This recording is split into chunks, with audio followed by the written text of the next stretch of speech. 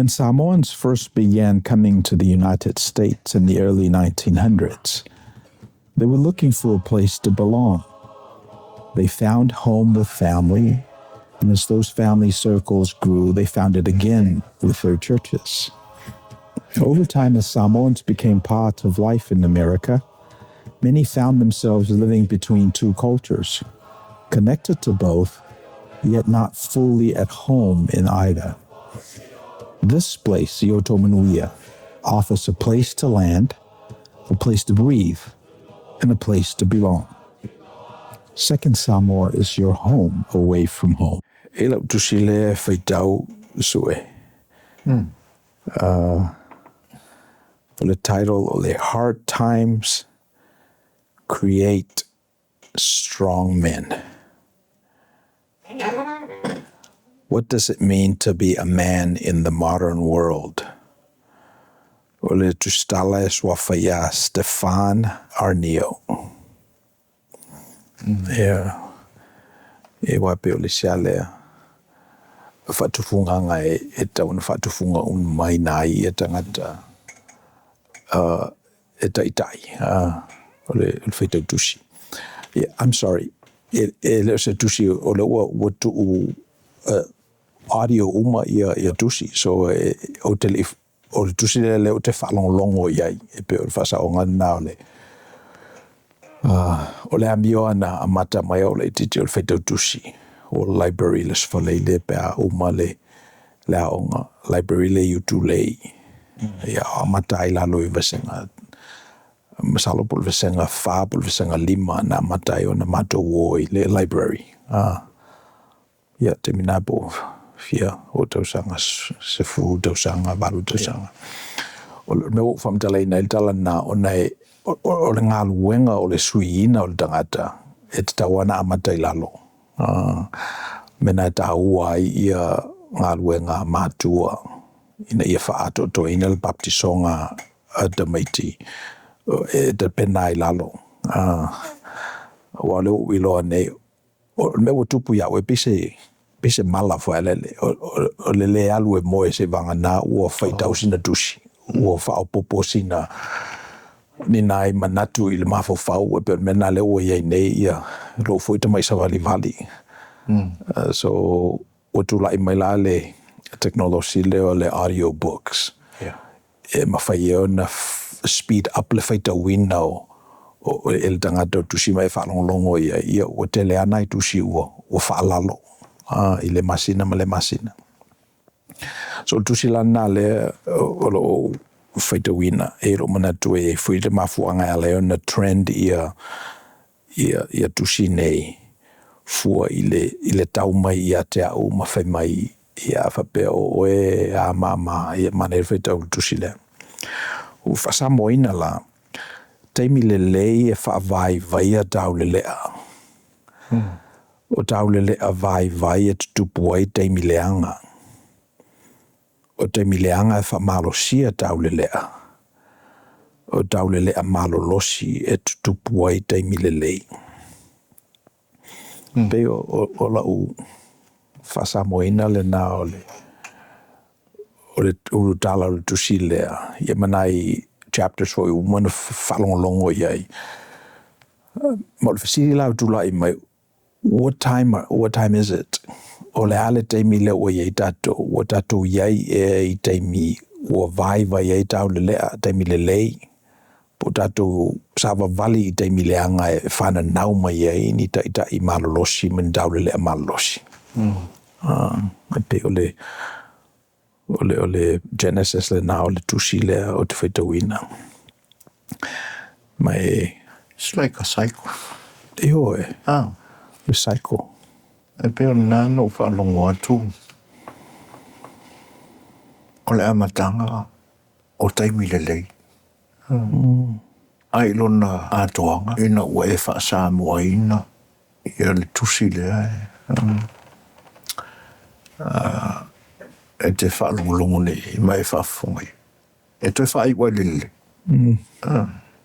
Yeah. Mana. O ai wale le athoro tusi. Ia, O Ari e po I lengo. Ia tati.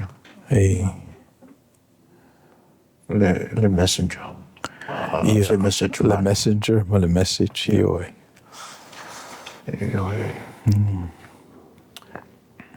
O te whaalongo fo I misi. E pie, nei fo I le sina vaenga o si o fo I ola e pie. E le whatus to seina ia luso I fua o oina. E fo I se vaenga o ola o te fia e whaitau. Ia ona o pe o tau le mo I kusingi kai me o le whakua. Ka wa ai ua. Olo I se kako library koe e wina le tomu whata. Ia.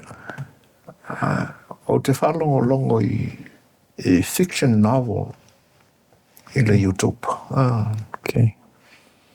O me tutupu I a inga tangata papae, tangata uli. Ia, ina nei se lalta mata upui si vaenga mana ia le wa whaine ma autuol ta segment. Ka whapeo teimi le lei e whaavai ia tau le lea. A wheo stau le lea. Na soi fua I to tonu o se ainga e maua si pungi au. Ia. E pia whapena la se wa ai. Langona o tupu ane langona mita bali. Whaamaua runga. E pia langona na o le kou mawhawhau iei. Tau awatu se sosoani le tamtau. Ia. O langona na amatana na whau ane ele tamaititi a oititi. Ai le se ngā luenga se tasi lawa e o iona mātua e whaatontonu ai. O na olo le stūlanga e a vea matau le ao le a o se kūlanga vai wapena. Ia. Mai ua iai nisi tūlanga le I o le soifu. Ia. Ma a vea I la lea tau le a vai. E a matani mea le. O la whai la toa o le. Ia. But nawa maua mai. O taimi le e whaavai a tau le lea. O tau le lea vai e tutupu ai taimi leanga. O taimi leanga e whaamalolosia tau le lea. O tau le lea malolosi e tutupu ai taimi le lei. Ia. O soko ai le lei. Ia. E saola lau saunanga. O tamaiti e tutupu mai a inga maumea. E oi.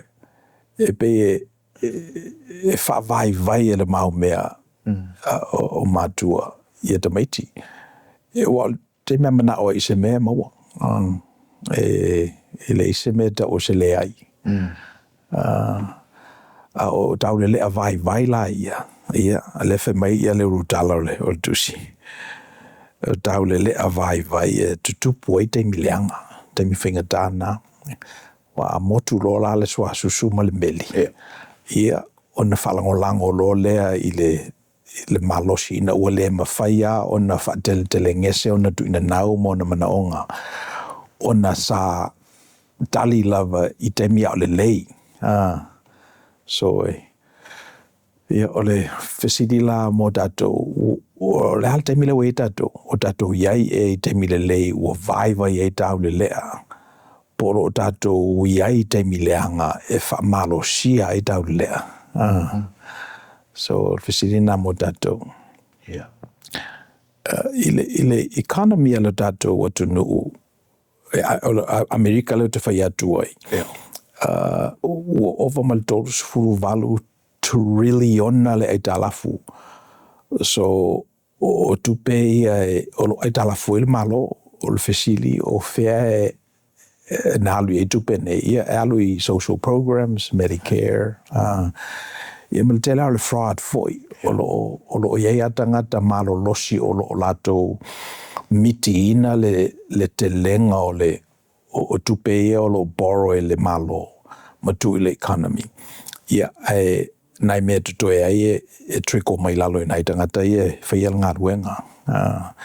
So, mea la o tupu, wala amata o na o i se tūlanga e le mawhaia e le economy. Alona whasilinga, o na tutongi le interest o tupe e ai talafu. So, o le mafuanga nā lea ala iona, well, we've got bad times. O na tula i mai la, mafuanga le lea lea no e lo mana tula i mai ai ia le tau le lea malosi lea. Bad times lead to strong leaders, strong men. Ia, o le te talo ia intact pia nei malo i nei mwhaiona tue malosi. O le ai e mo muala na tā la le whaiaro o te le suau i nei la tunu nei e leo Elia. So le tipil nai le malo nei. O mana tua misi ne. E le utala fo ulta. E le te mina na whai e le porkalamea. Ane tunu ule nei ma Samoa. Whinga maloa Samoa tututasi. E la ua tu i eita maiti kaule le aia nga ola mai a inga maumea ia. Ia, onga ua lea ngāmi. O te mile lei sa iai i te tono la tu a inga i kele o menga saulo ko ai. Ia, ua whai la lea mi o lea ngai te tono a o. Whai la porka la ua tulo i sāma. Ia, o te leo mantua ina ia ingoa o isi a onga. Awa o seali i Samoa fo e to amali wo nei ai le vai aso e lena ma vai atu nei po ona tu atu. E seali o dei baka. Ia wa le sinna tangata sa ta yuru e porkala me la wa ko ikamiti ma. I think o le alingo le onga le silver dream. I Samoa. I lona whanua iuta i le ai kuyuka i vau. E ngō taptapau. Mana i o nano whanga. Whaira, o le sea ongo te mana tua, sa whai ngō le Paradise Cove. Ia, i ngā i Sawhata. Salofata, ia. Salofata. Awa tua he raka miki. E tasila le tangata no whaalongo le tala. Walu atu nei lai porkalamea. Wa vea le leanga o le vea o io se tau le aleanga. Wa toi tupu mai i ia se na whaai ule leile ora. Ala tu sa Samoa i porkalamea a mi o le leia i whapea le tala o musu sa. Fia no fo sa. Ia ana au mai ko fa foi mai. Sauro le o sui do lo. Wa vea matau le a le. Sauro le a fai me le ni. Na toi fa no mai ia. Na lo tu le porkalamea lau pisco. Fai a onga fo ie la o tu Samoa. E pe o mantua la ia se vanga na o no tamta o pua. Tala noa ina nei. Ia mara facilite lana. O whela o il taimi. Le voi la wa e langa mai ia le economy ia le nei atuno. O kwa ke le ngā i kalafu.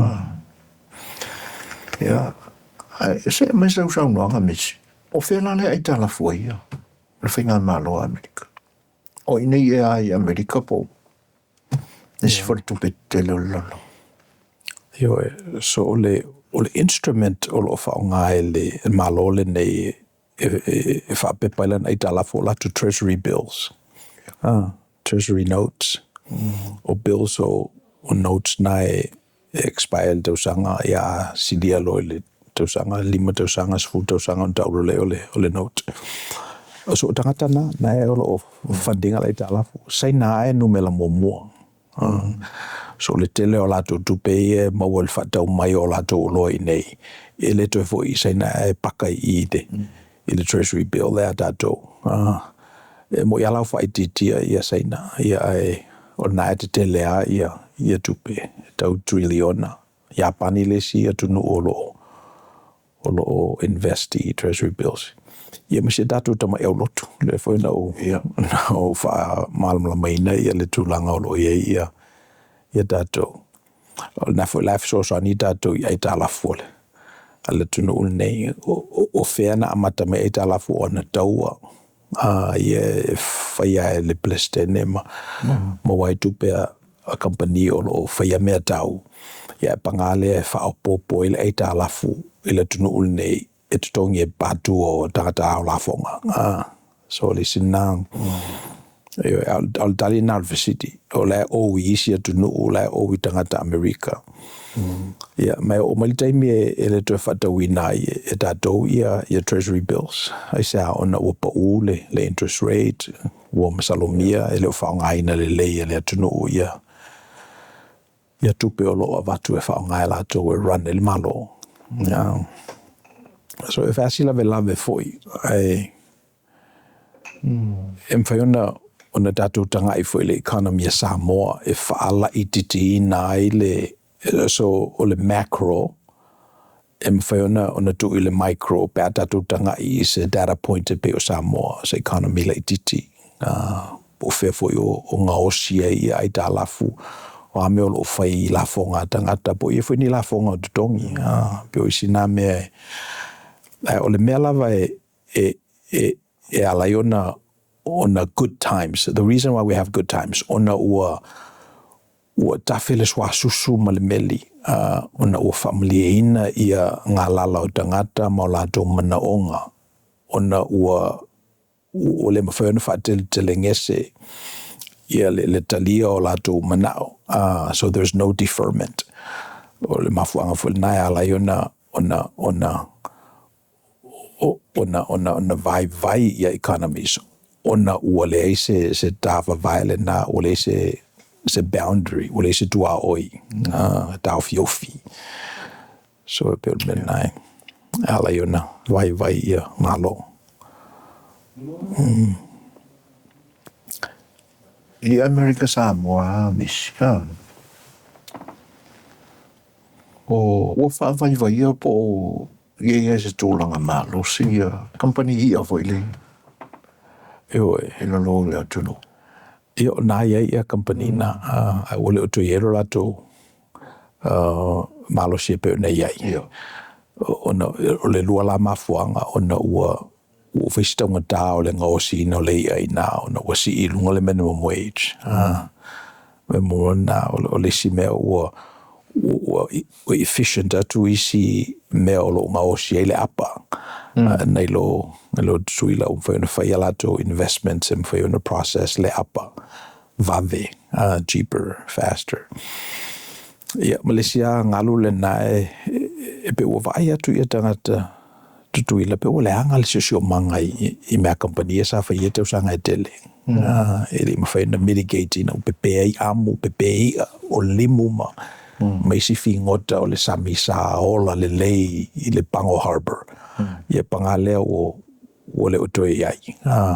Whatama ia o le pollution le. Ia sa mui whalea ia. So o le whesiri la po ua whaavaiva ia whalea. Well, I think le ai. O le nae marolosia ia. O la ia. O la iai, ia ai o awhapela o le nai marolosi whalea. Ia, that creates weak men. E whaavaiva ia tau le lea. E ona o vairola ia I nā I le tolo ala nā o atu. O lo I nai whai pisinisi, o lo I nai sefe nai pani keke se ola I nā. O isi tangata o na mai atali siaki o leo I ainga, o leo e whainu, o nono fo ia I le mele, to anu le sisifi. So e mana e city o le template lea. So se mea lava e le lei ai, wherever we find good times, we can almost be assured o la whaavai vai a taule lea. Ia le ngata whare e taule lea, ia o te mai tai foi. Oai e whapenale winga o le whata lea. So se mea lava o safai, o bad times, hard times, o la whawhau ai ia taule lea marolosi.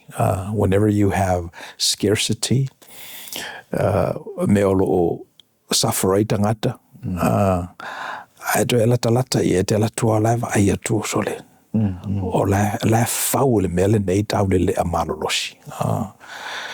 So mwhailana big circle o tātou tupulanga, o mātu tātou, mwhawhana little circle, e le tau whatalitali se ia, mwhana tipi vai aso whaela le circle na, ia na o vai le, vasoro o te, ia pangale le o avero vai ma meo fowina le malosi. Ia no malosi fo le ia le neva ia so ia la ute loa lava e, bad times are coming. So e pe ole mamanu le nau te manao e whatufunga ina umai tātou. So that way ale alu te le lunga le mea, ona le whasase ina leo tātou e alu pe lava I lunga. Or for example, vanga I invest in the stock market, le o vama limas furu afe I le Dow Jones. Walu ai lunga, all time high. At the tawana e whapea. E te mi, o lo whaavai vai e good times ia taule le. Taule le vai lana, ia e amaia ia le leanga le bad hard times. And then hard times create strong leaders. E le fesili le na. E. Pola le tātou pofetono au taimia le tātou iei. Yeah. O le o taulo ma whau misi le whaaleanga ina o taule le a. Ia. Marko kena o kaka. I le larolangi. O whiala atua iei. Ia vaenga ia maua le atoanga o le parkalafa le wa. Mata mai le leisa wa ia le ai. Si e toi fo I le. Yeah. Ai a whape e solo mua mai tangata o le tātou te whapea le lei. Le na nao mea wha le tonu. E a laiona le lei. O le a whai. O le point leo tau whai tau wha pulpulatu. Yeah, the battle between the good times and the bad times. I meo o drugs.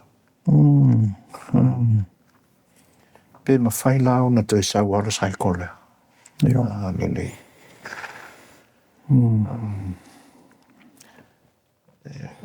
Ele se issue whai ngofi. Yeah. Wa ia tātou data points. E te mana toina fo I tau le leo Artie. Artie. So Artie e sau mai le ainga Iran. Na displace mai na wapa le Shah of Iran. So na pauro lava le Shah o mātua Artie nau mai I nei whaalafi ai o na o lātou sa sapsapaia ia le Shah.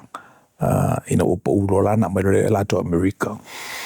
So no mai ala tangata abatu I ala to pepa no fo mau. E whanau mai la Artie, o na whanau Iran, ana o lalo tangata madua I nei.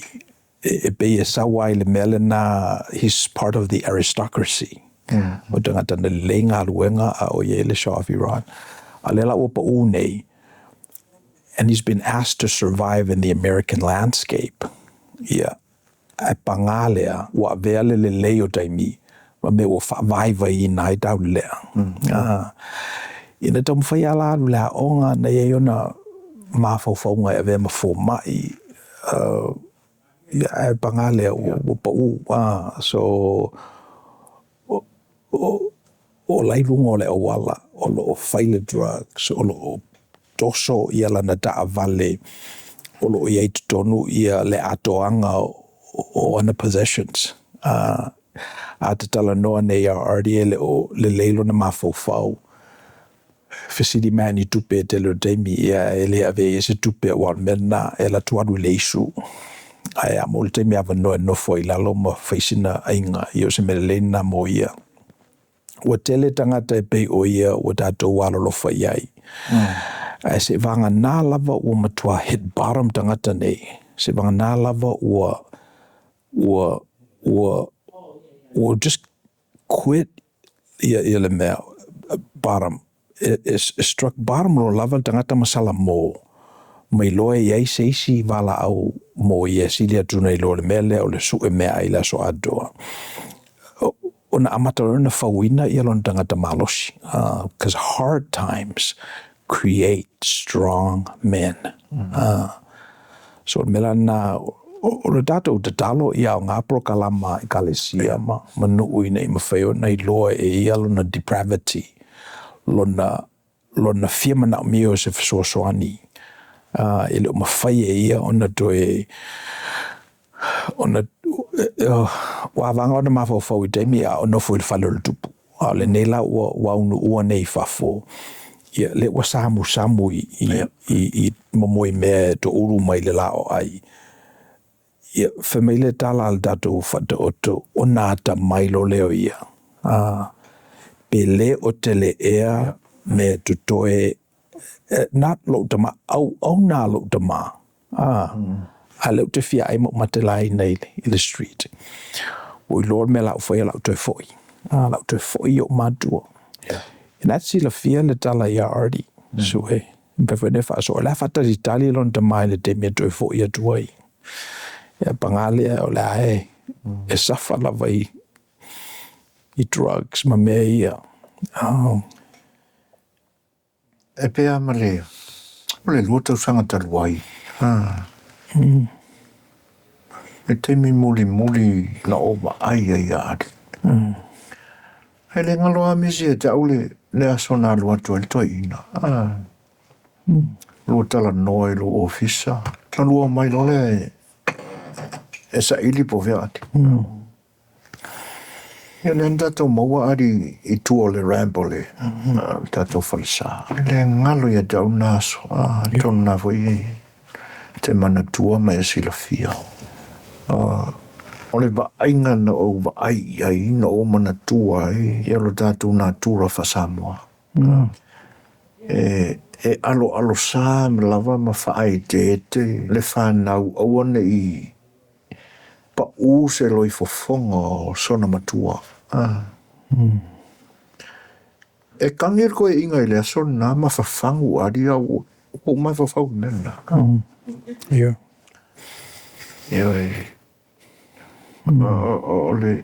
o le mea na oso mai o manatu. Masalo ana le ma losi le tula fono le atunu ule ni. Ia wahane a lau zonga le whenginga fo mai whafonga anga fo. Langu ke le poia ma au kanga kula fasilo mati. Le mafofausion te maa. Ioi. Ia o tata umai e pei le ko ingo o soka mai na ngaki. Ia a winga na a manatu la ile. Ia o whaleanga inga le ngi kaulele. Ma leanga ia ele se toi mafofau e. Ia e moni e lau sauna o ka haka ngā ola mai o langa lelei. O lo ia ele mea lofa o whaiva o le mafofau o le tua. A o whaleanga ina i whala au whasai. Ia ai atonu i eise si mea mātu ia na mafua ia o ngā apa ia ia. Ia o kakolo lea o le hika. E manino malamlama le lau sunga po le ale mafua anga e sanga ika i pea ngai kama i nai ona mātua. Ia ai atu umai la i o la ngona na o le e ele manatu le temene.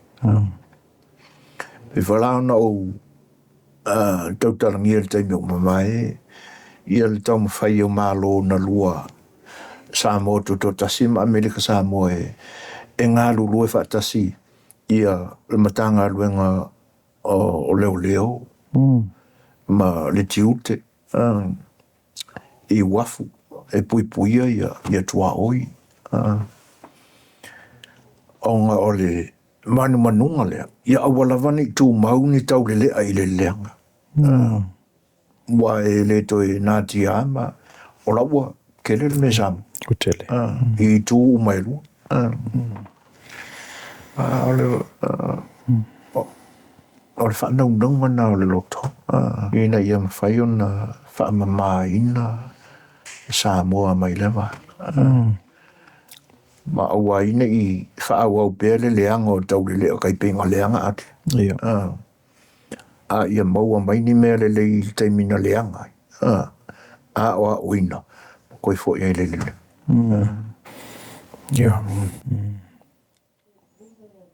Io o tamtau puna a mawhai lava o na circle vave ia le cycle le na luinga lo tala e o wale atoa se tupulanga o leanga pea ni ainga ia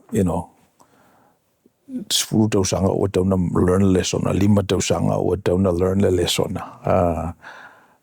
i pe tolu foi ia circles light ina am fanta pena ia le puni matatongo ia mawhaiana o na fia le puni loa. Awa o le mea ua teiloa e mo i lava e o alufa penale le circular. Ai o lai aluanga i lunga le trajectory le mea. So wasili atu le lei o teimi nei lo le lei o teimi tuanai. Ai muli fo i teimi nei i teimi le luma nai la te le fo ilona le lei atu nei lo le lei nei ai. So e mo i ala o le circle fa pena ia mai pa fo i lava i lalo le matua pa ai o te ia tangata.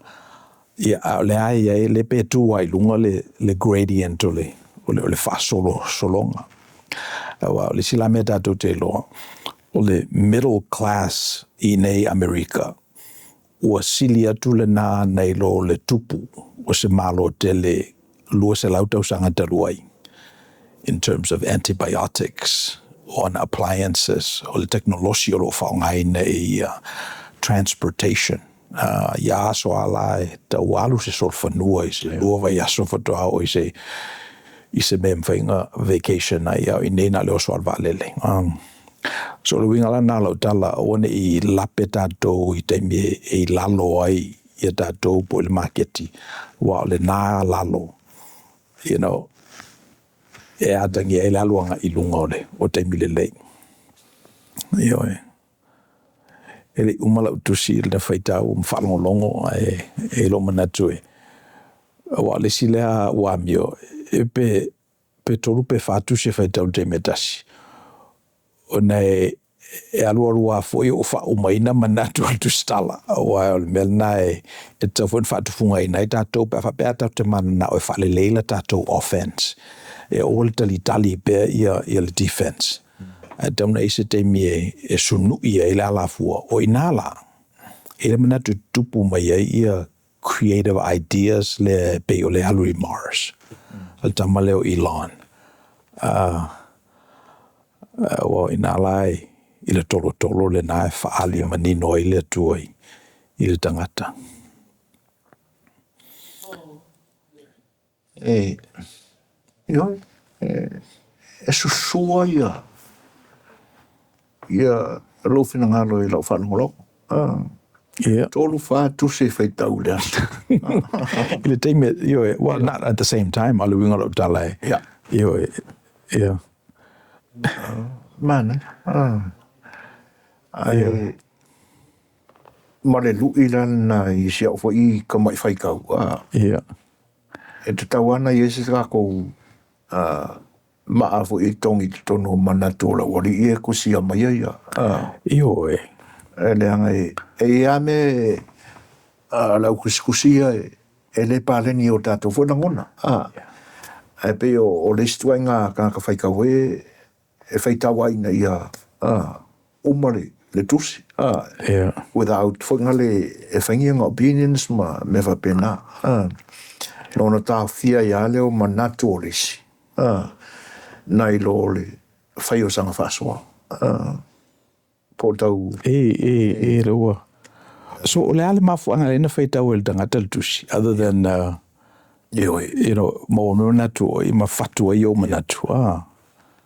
Wai pe ole. Wai, ole sia, me misi, ali no tapa le tusi. O ke anga kai. Ia. Un kālo e whaiwhi au. Te milan nei, o kelinga le koe whaiangi whea o mātua ma. Ai pe o winga ro loto ana o whaitau tusi. Ina ia pu e mai se mea e tate iloa e au ngā moka ika. Ia, ono tau whaifoi lea e whaiingi mangaku ma whasoa. Ia ele whapela e atangia ia kanga iau ingai whai ma. Ia. Kam whai e ola. Ia, e kua ia lali. A wai pe ua tele i kama ia. Ia, ngā singa kaimi a fwoi lea e whaitau ul tuspa ia. Ia wai e tau ana whi mai i manatu mea na. O tele aloai lana mea wai. E ake me ka ke aunka e whaikau tuspa ia. E ata maua la sina o ngā whal tuspa ia i. Ia, onka whape sila le. A mai o le memonia e sa i le pe langolangoina na le maule. E pe o mafo anganga e alinga o ko whaikau kai kusi. Ia. A ole sia mea fwoi lea. Pe tau mwhai e whapale ni e langona. Na se mea zi woka stress ai. I ono ta mapu mai le i. Tau. I e aroa ke awa ngalo le mea ngā. Ia. E ka pu ea mai se. Ia wai pe o le talala le emperoa le ana. Ia o e mafua mai il kaiminga e zio mai. Ia o tali loa pe o ka ua e se ngana fwoi e whapea. People le se wha mui. O atu le fo mai. Ia o aku le whamai ia ele ai ele o ele kawanga i ngele insuanga. Ia. Sauro lea fo i tusi ia. Ia o whaikau aku ngira. Maa dia le mea. Boa. Ngalo ako ai ama. Yo tana wholo le ma mai ia mea ngā whaikau leo langa fo le emperor lea. Ele ai e uia ina ua fia whetau sanga tarun te ele mea ai. E o ngā mol kaimingi. E whaftai mole. Mole mata upu fo uta whasoa aile. Ele ni aso. Peo tau sanga mol tatou au whafonga a ieni manatu fo i o i nā walanga ele nei tanoanga ia whasoa mai. Thumbs up, like, share, subscribe. I pe whawasau ko meni e tau mai ia se mea fo i walanga i nā e nei mwhai auna. Ono to e latu fo i wholo sanga ia o whetau i lei o le marketi le target e tatou su e o le second Samoans. E pe o tamitia na olam whana nau i whawhato tatou tunu. Ia o tau whisisidi ama mate o isfo ele o le leila latou ngangana pe whawhewheo na latou soifua maola i le diaspora. Le oie nei latou ma whaongai nai tō whamanino le tatou tunu pe whamomoengal nai le podcast na. Ala whangata mai i le wholesanga i le nei vai taimi i Manuia la wal tatou tunu. Thank you for spending time with us. If you found this content helpful, please like the video, share it with others, and subscribe to the channel so we can continue bringing these insights directly to you. Yo to Manuia.